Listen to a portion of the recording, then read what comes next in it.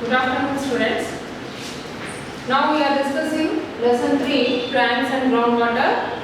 Now only in the last class we discussed about the groundwater, how groundwater we catch the groundwater, the quality of groundwater.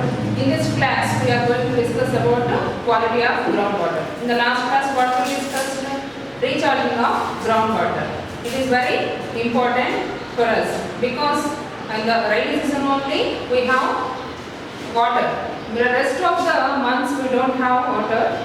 For that reason we have to restore the water by recharging. So in this class we are going to discuss about quality of groundwater. Groundwater is usually mixed with many minerals. Groundwater mixed with many minerals. Do you know about this? Groundwater mixed with many minerals. Sometimes the water is salty and sometimes it is sweet. If you observe water, some places water is sweet in taste. In some places water is salty. This difference is because of the minerals which are dissolved in the groundwater. Why? Because some water sweet, some water salty. Because in that places some minerals dissolve in that water. These minerals come from the rocks and soils underneath. From where does these minerals come? These minerals comes under the soil from the rocks.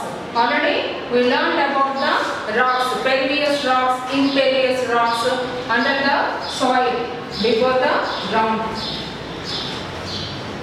Hence, depending upon the minerals which mix with the water, the taste and nature of water changes.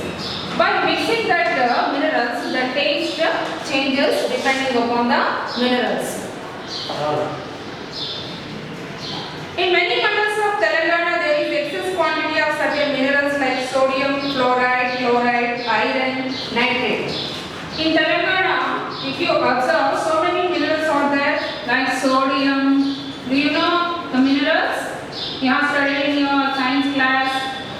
Fluoride, chlorine, sodium, fluoride, chlorine, iron. These are minerals. And nitrate. So these minerals dissolve in that area with water. Now depending upon that minerals, the water changes its taste.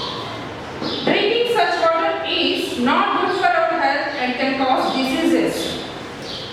If these minerals dissolve in the water, if we drink that water is not good for our health. It causes many diseases such as our bones, teeth affect because of that dissolved minerals water.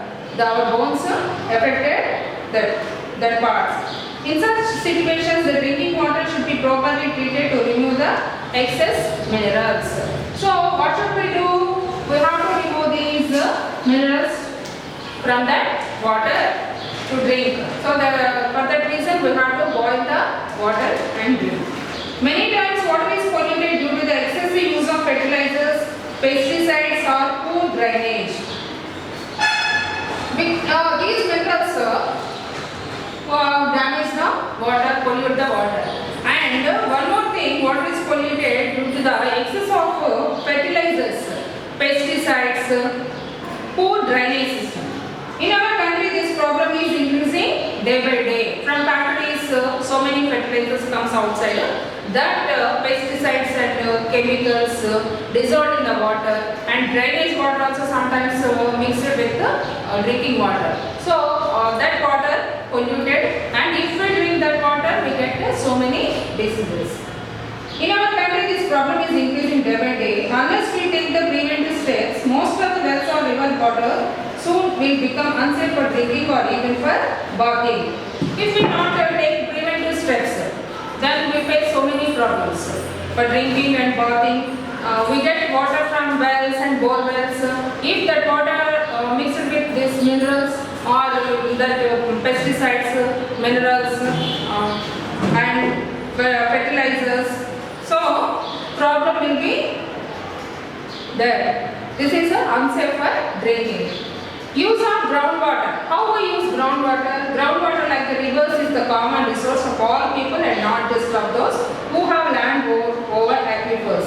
So groundwater like the rivers, it is a common resource. Groundwater is a common resource for all the people, those who are living on the earth.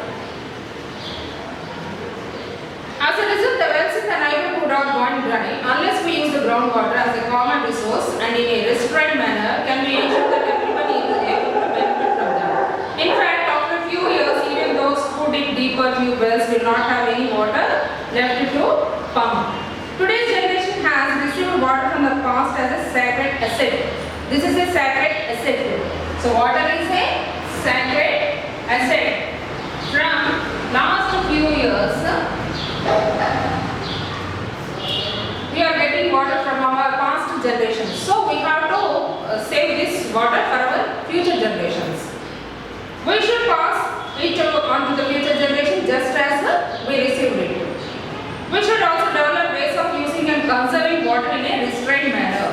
Otherwise, future generations will find destructive wars over water and we will be responsible for it. So we have to preserve that water nowadays. This is used for our future generations. Otherwise, they will fight for water and destructive wars also will be comes. So we are the responsible to take the preventive steps to restore water. Okay. In this lesson, we studied about water, how we restore the groundwater, how we recharge the groundwater, how we save the water for our future generations. Once again, go through this lesson. Okay. This now lesson 3 is completed. Thank you.